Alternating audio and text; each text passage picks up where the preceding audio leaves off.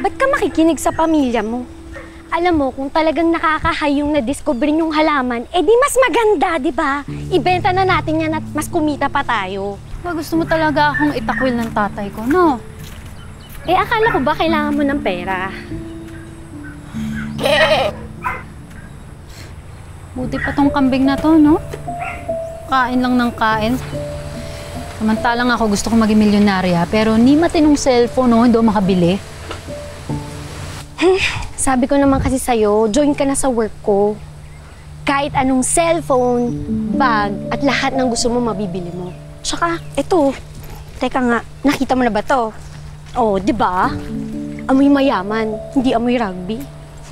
At, coming soon dyan, mabibili ko na rin yung matching bag niyan. Ay, taray naman ang bestie ko. Diba? Talagang graduate ka na sa samahan ng mga hanggang tingin lang sa mall.